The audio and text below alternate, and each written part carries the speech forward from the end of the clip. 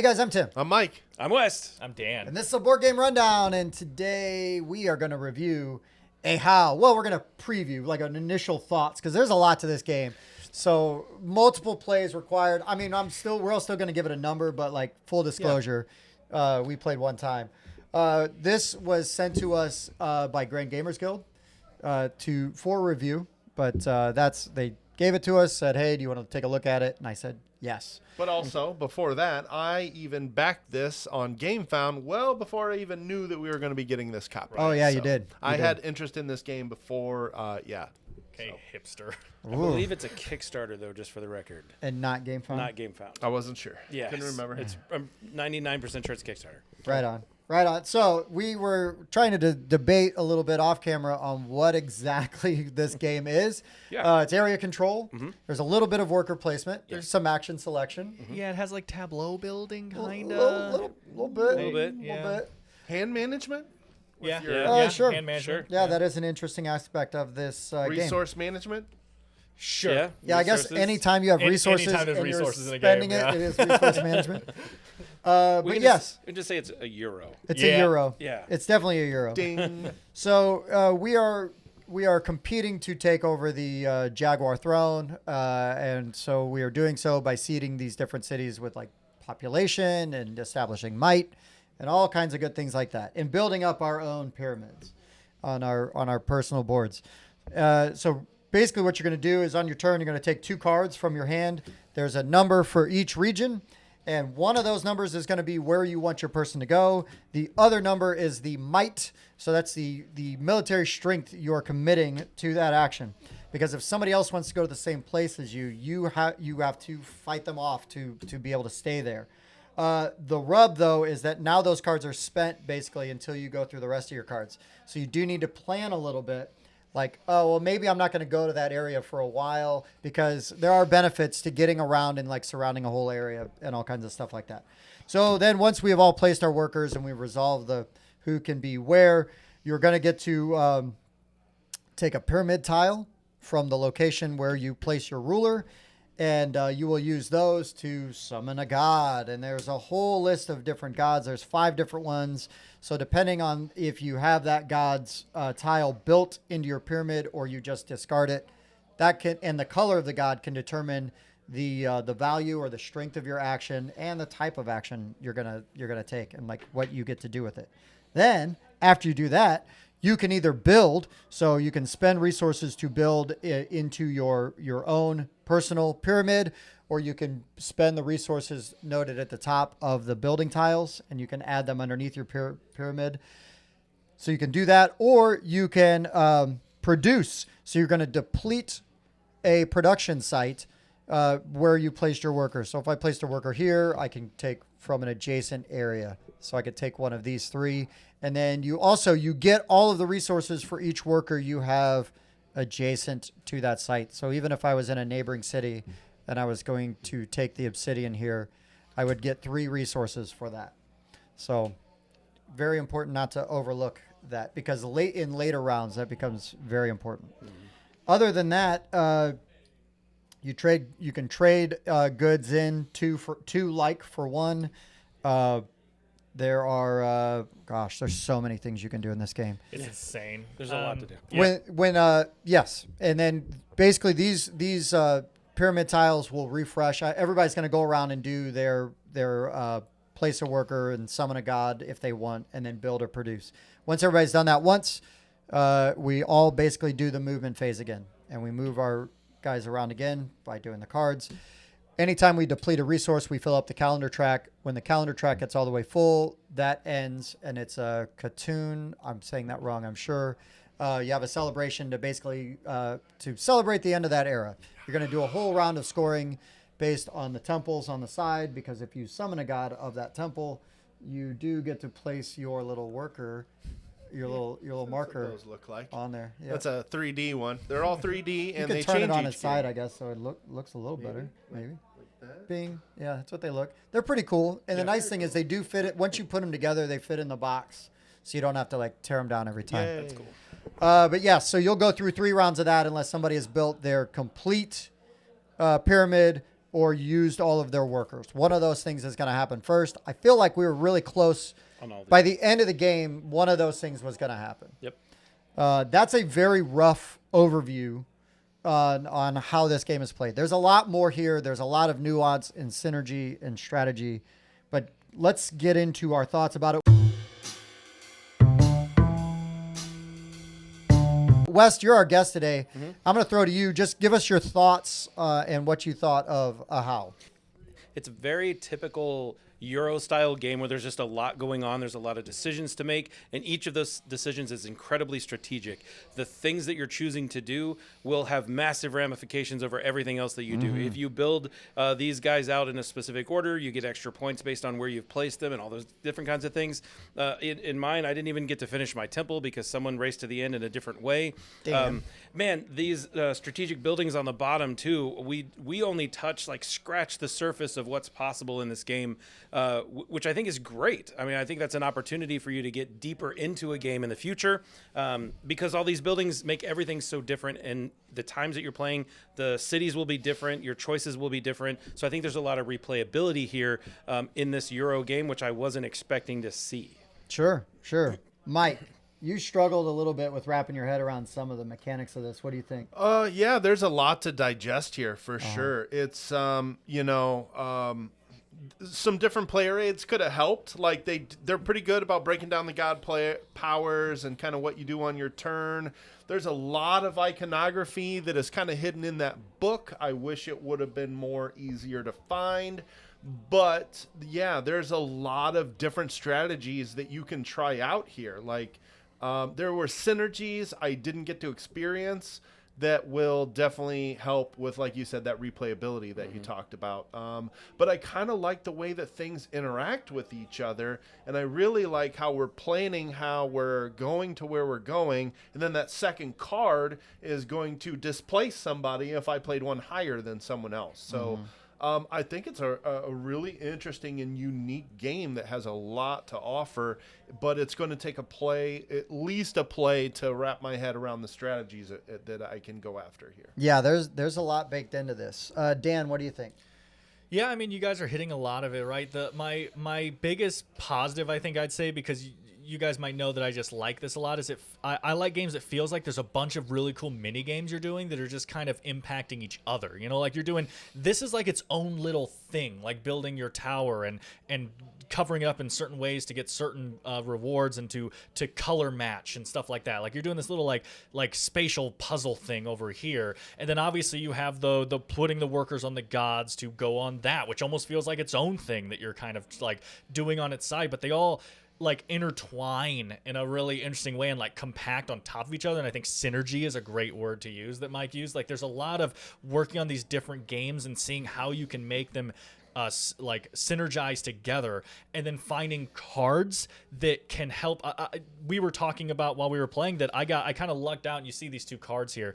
I kind of lucked out early and got these two cards that both increase my building, and then later I wound up getting a card in my hand that made my building cheaper. So like literally from that point on, I was like, I just accidentally created this incredible synergy. I'm just building for the rest of the game.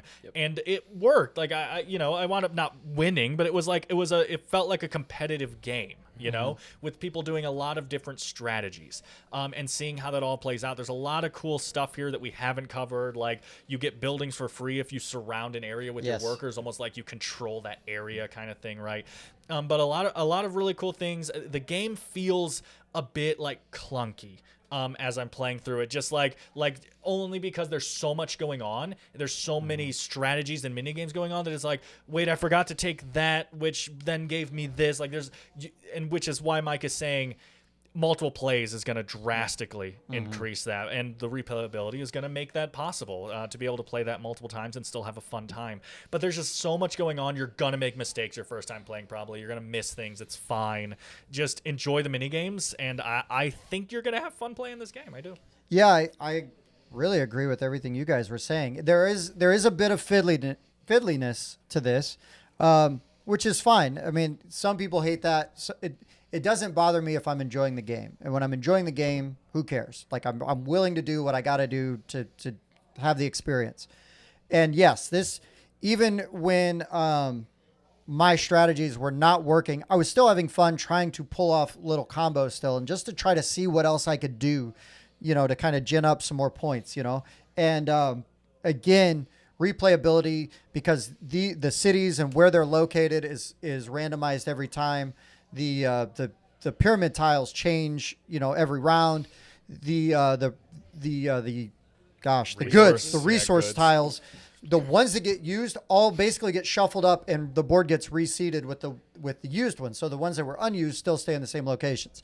Your workers stay out on the board between the rounds, which is so weird to me sometimes conceptually, because I'm so used to like everybody come home, right? But that's again how you're building up for future strategy because of the area control of this thing. So it's really unique. I can't think of anything like this that I have played before.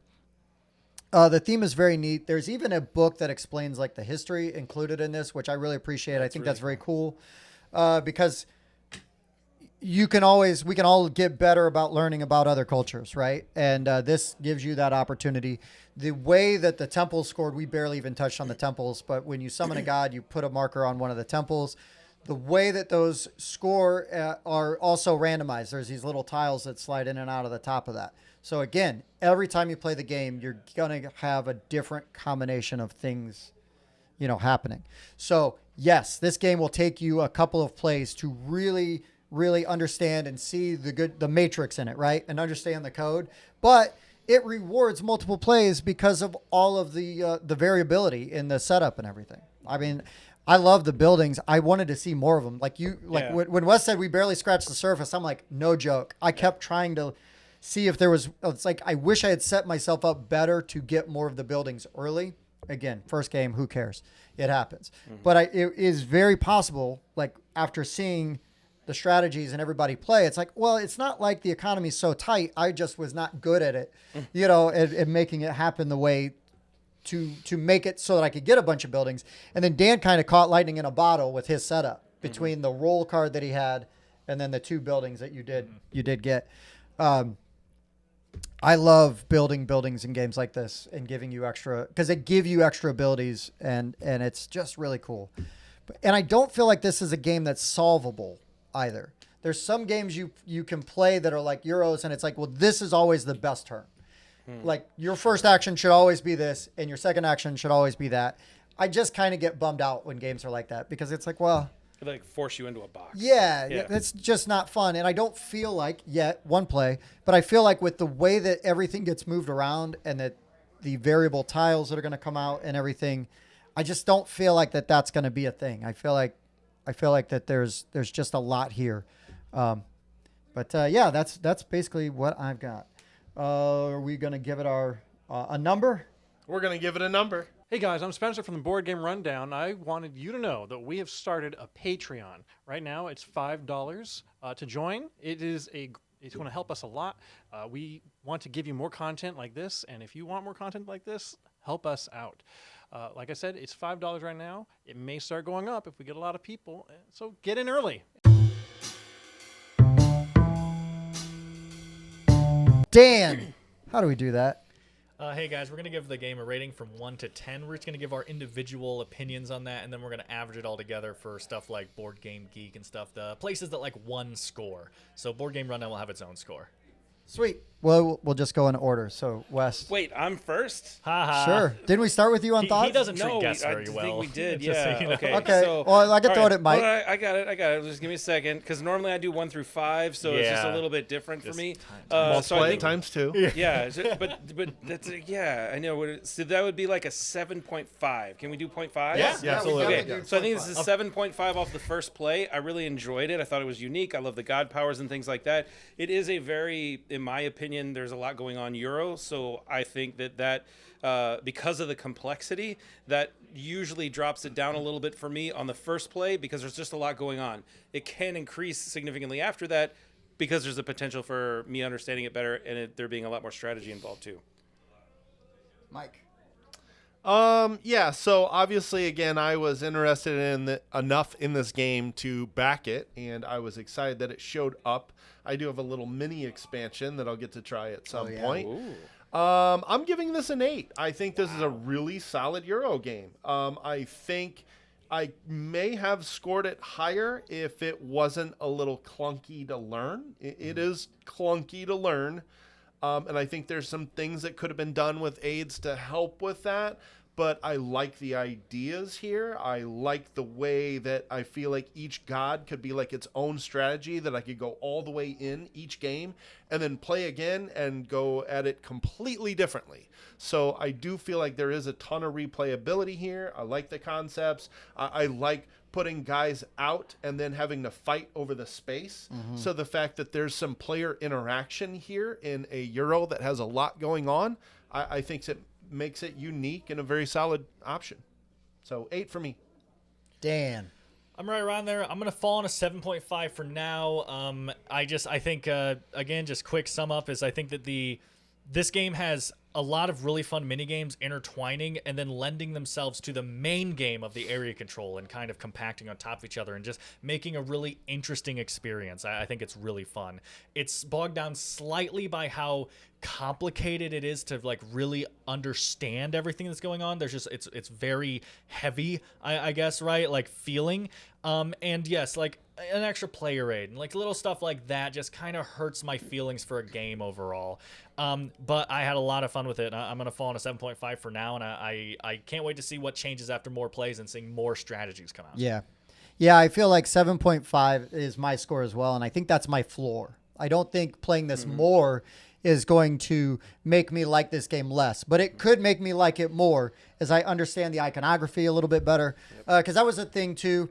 And again, it was just if even the back of the book or something, or there was just an aid with just the iconography broken down, would have sped up the ease of teach and learning quite a bit. But that's a nitpick. All the information is in the rule book. This is a rule book that I would tab though, just because then you can get to it quickly.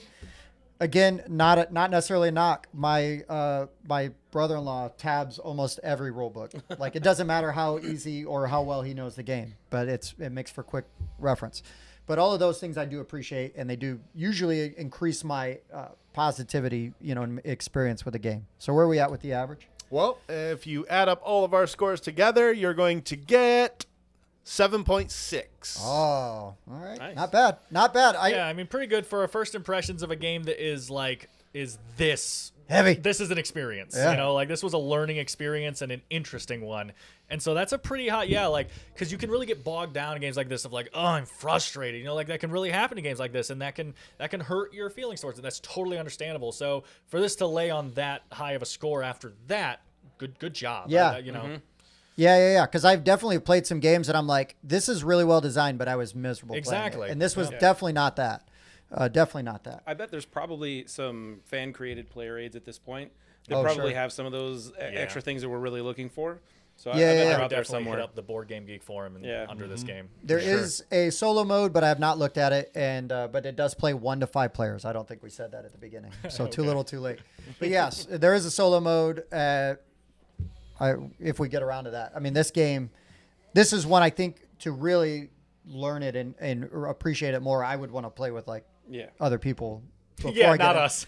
Before I get a solo, other people. Gotcha. Other people, so I can lose by 50 points to different people this time, so they're not like, remember, you lost by that many again.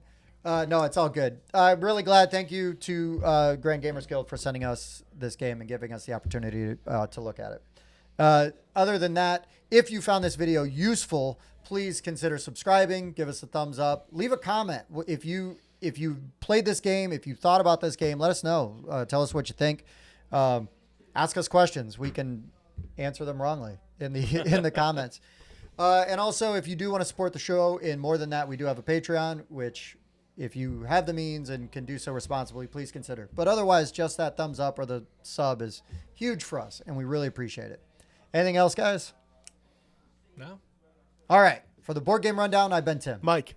I'm West. Dan. We'll see you next time.